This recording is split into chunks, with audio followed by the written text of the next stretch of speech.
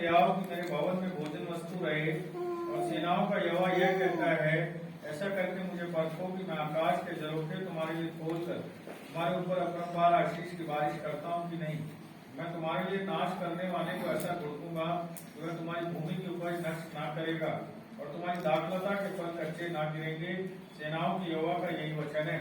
Man. So this is the only one area in the Bible God says that you test me in this.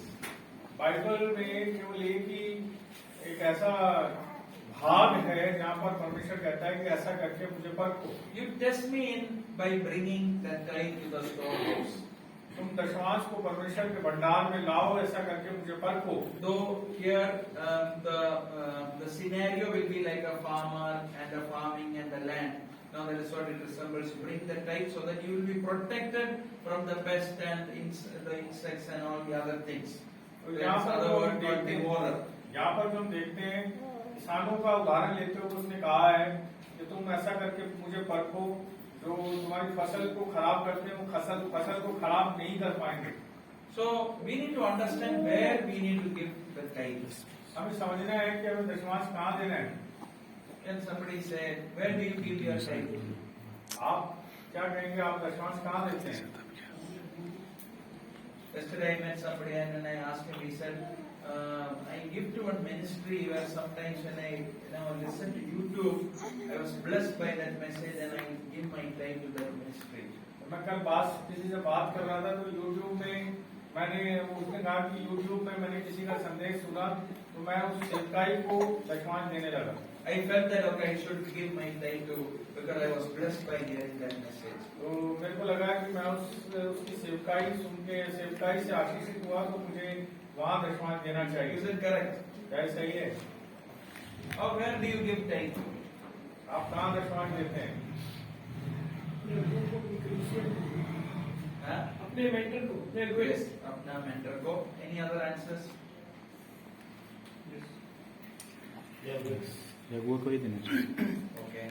So here, an important word is there. Bring the whole tithe into the storehouse.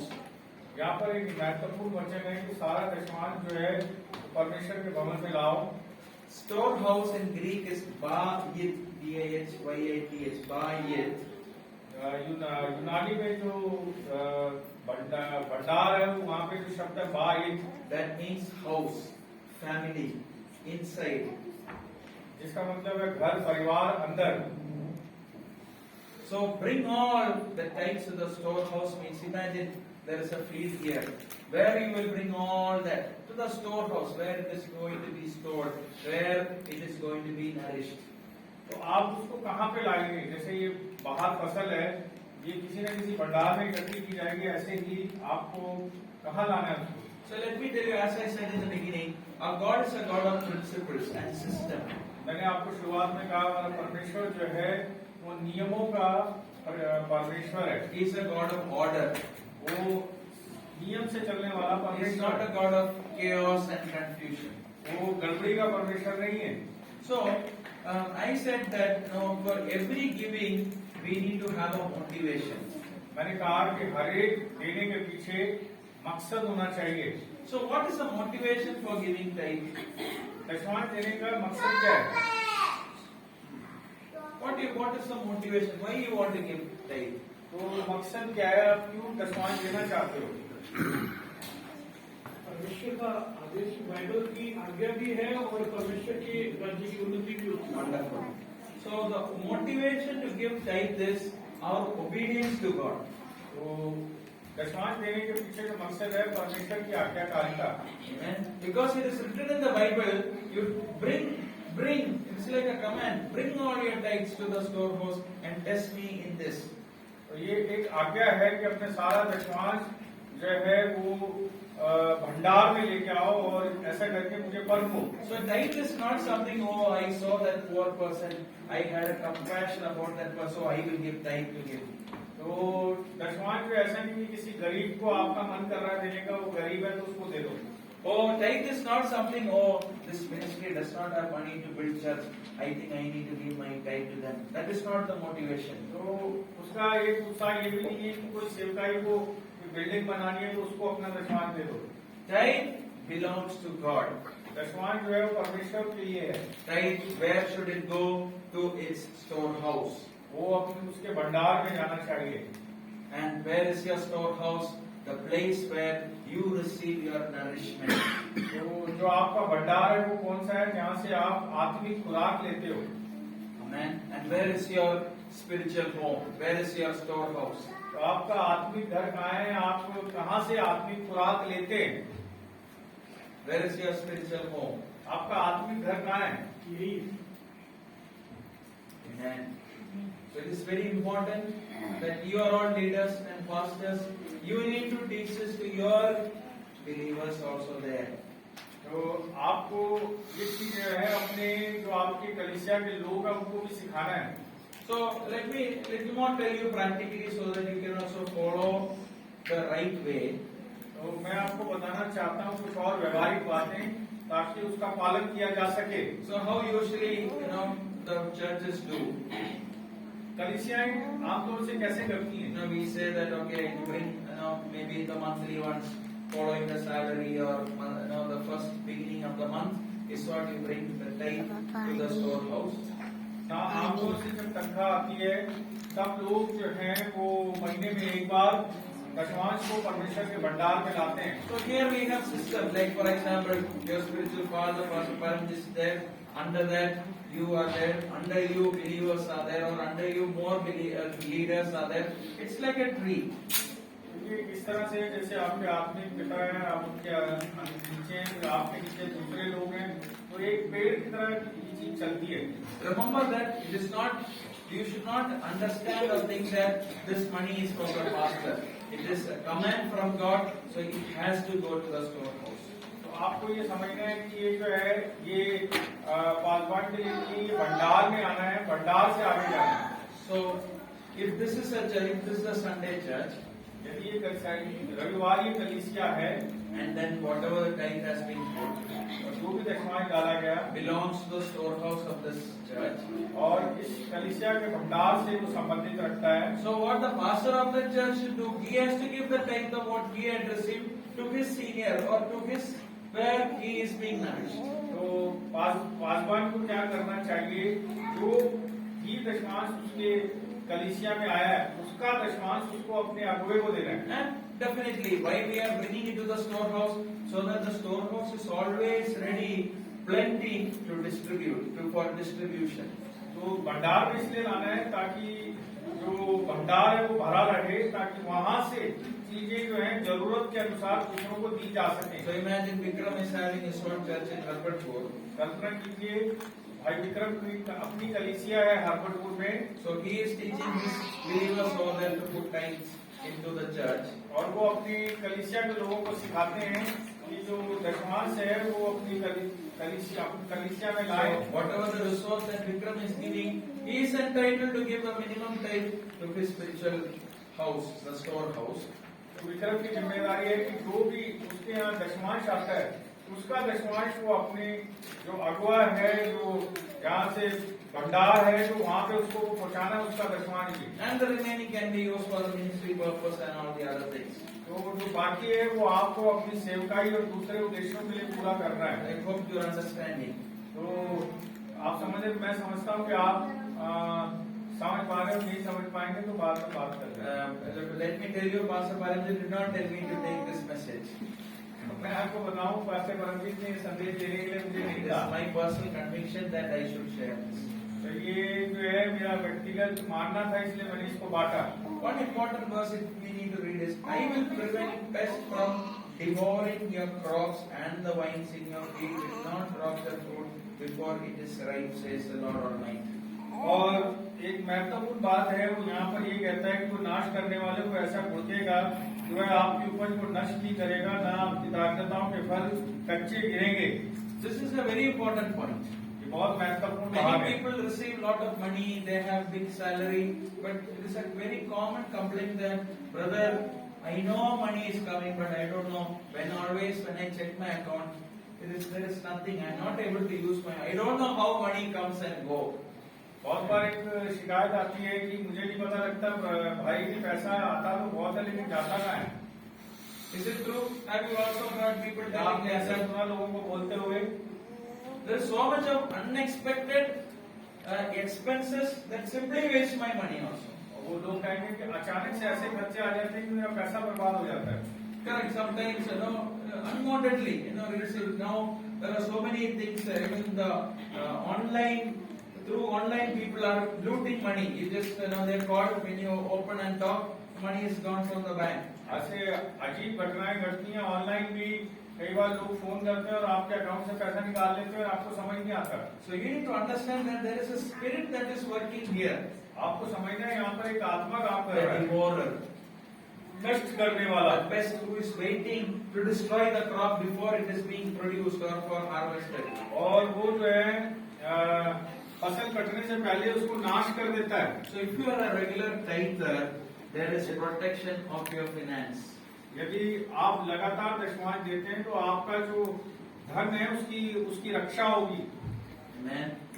Even during the COVID time, during the very tough period, God gave us grace to give tithe, no matter whatever difficulty it was. The first tenth, like it's a bare minimum. Give, when you say, Lord, this is what you have given me, and the tithe of it belongs to you, I give it to you. तो Covid के अंदर भी आप जानते हैं कि परमेश्वर ने सहायता की कि हम अपना दशमांश दे सकें। बहुत कम था, लेकिन फिर भी परमेश्वर जो है मदद करता है उसको देने के लिए। So tithe is a divine connector to blessing. जो दशमांश है वो एक आत्मिक रूप से ऐसा जोड़ने वाला है जो आशीष से हमें जोड़ता है। Tithe is a way for recession and depression to bypass you. तो दशमांश जो एक ऐसा जरिया है जिससे आपके जीवन की निराशा दूर भागती है, आपके जीवन की गति दूर भागती है। Even if whatever economic breakdown and whatever happens and hits you, if you are a regular tither, the devourer will not touch you. तो यदि आप लगातार दशमांश देने वाले हैं तो जो नष्ट करने वाला है वो आपको छू नहीं पाएगा। Hallelujah. Hallelujah. The proportion of your giving is the proportion of your blessing. जैसा आप देते हैं वैसी आशीष आप पाएंगे। You set apart your tithe before you spend. अपने दशमांश को पहले निकालें, उससे पहले आप खर्चे शुरू करते हैं। When you get the salary or whatever amount, we use it for other purposes. The first 10 should be set apart for the Lord. जब भी आपको दशमांश मिलता है, आपको तनख्वाह मिलती है, कुछ भी मिलता है, तो सबसे पहले उसका दशमांश बाहर निकालें। Amen. Hallelujah. I hope you understood the first type of giving, the tithe. I would encourage all of you who are not practicing, start practicing in the correct way. मैं आपको समझाना चाहता हूँ कि दशमांश का जो भी ठीक से पालन नहीं कर रहे हैं, अब से पालन करना शुरू करें। In a joke, we tell the statement. मजाक में हम एक बात कहते हैं, Imagine you are in a hostel, you are regularly eating food from the mess. कल्पना कीजिए आप एक हॉस्टल में हैं और लगातार आप अपने हॉस्टल के मेस से खाना खाते हैं। Though you may not like it, but still aloo paratha and sabji every day. Your nourishment comes from there. हालांकि आपको पसंद नहीं आएगा, लेकिन हर दिन आपको आलू पराठा मेस में खाना पड़ेगा क्योंकि आपको शरीर के लिए ताकत वहीं से मिल रही है। But one day you thought you go to Punjab or so and had very good food. तो आज एक दिन आप सोचेंगे आप पंजाब के किसी रेस्टोरेंट में जाएं और एक अच्छा खाना खाएं। You cannot then say, oh, इधर का खाना बहुत अच्छा है, so I will give my tithe here. तो आप ये नहीं कह सकते कि इधर का खाना बहुत अच्छा है तो मैं जो है अपना दशमांश यहाँ दूं। Your mess bill has to be paid to the mess itself.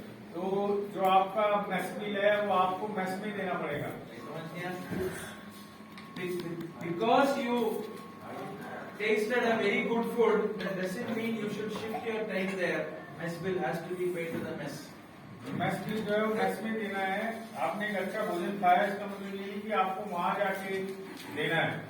I hope you understand. It's a very common mistake. People go, get connected with this big ministry, see signs, wonders, miracles. You feel that, okay, God is connected with me. But remember, the mess bill has to go back to the mess. You give an offering there, but do not give the tithes there. आप बड़ी सेवकाई देख के वहाँ पर अपना दशमांश दे सकते हैं। आप वहाँ पर जो है अपना दान दे सकते हैं बड़ी सेवकाइयों को, लेकिन जो दशमांश है वो आपको अपने भंडार में लाना है। Let us go to the second one, first fruits. तो दूसरे तरफ जाएंगे जिसको कहते हैं पहला फल। Proverbs chapter 3 verse 9 to 10. नीति वचन उसका 3 अध्याय उसका 9 और 10 पद। Proverbs 3 9 to 10. नीति वचन 3 उसका 9 और 10।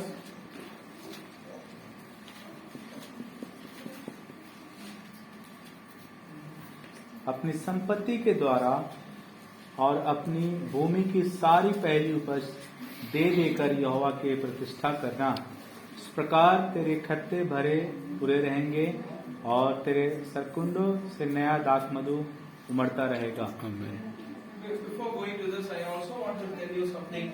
Worship is not just okay, you sing songs and praise and everything. मैं आपको बताना चाहता हूँ, जो आराधना केवल गीतों को गाना या परमेश्वर की केवल स्तुति करना नहीं है। You need to understand that giving is also a form of worship. आपको समझना है कि देना भी एक तरह की आराधना है। We worship God with our praises. हम परमेश्वर की आराधना अपनी स्तुति के द्वारा करते हैं। We worship God with our substance. हम परमेश्वर की स्तुति अपने जो हमारी धन संपत्ति उससे भी करते हैं। So more than taking this very religiously, but at the same time, have a very increased awareness or spiritual meaning behind giving to the Lord. तो इसको केवल एक नियम नहीं, लेकिन इसको एक ऐसी बात समझे जैसे आत्मिक जागरूकता है हमें परमेश्वर को देने के लिए। Because there is a blessing that is being transferred when you give to the Lord. क्योंकि एक आशीष हमें मिलती है जब हम परमेश्वर को देते हैं। So whenever you give a money, when you set apart the tithe of it, have a word of prayer and say, Lord, you are my provider. All this money belongs to you, but before I spend for anything of this world, I want to set apart this to my storehouse, to you, Lord. Therefore, I give this to my spiritual father or my spiritual home. In that reverence is what you need to do this. तो जब तनख्वाह आती है तो उससे पहले आप तनख्वाह आते ही प्रार्थना करें कि परमेश्वर, मैं जो है इसका जो दशमांश है आपके भंडार में देता हूँ सबसे पहले। So let's move to the first fruit. तो जो पहला फल है वो क्या है, उसके बारे में बात करेंगे। Honor the Lord with your wealth, with the first fruits of all your crops. Then your barns will be filled to overflowing, and your vats will bring more with new wine. तो दूसरा नियम जो है पहले फल का वो ये है कि तू अपनी पहली उपज का जो है वो सब कुछ परमेश्वर के भवन में ला। So I said, when you want to give, you need a motivation. मैंने कहा जब आप देते हैं आपके अंदर एक उत्साह होना चाहिए। What is the motivation for tithe? दशमांश का जो उत्साह है वो क्या है? Obedience. आज्ञाकारिता। It is a command, no other option. You need ये to do. ये एक आज्ञा है, इसके लिए आपके पास कोई भी दूसरा तरीका नहीं है। So what is the motivation for first fruit? तो पहला जो फल है उसका मोटिवेशन क्या है? Generosity. उसका है उदारता। What is that? Generosity. उदारता। You don't need to give first fruit also, but you are like, you are so much generous to the Lord. You are in that attitude of gratitude to God that, Lord, you have blessed me with all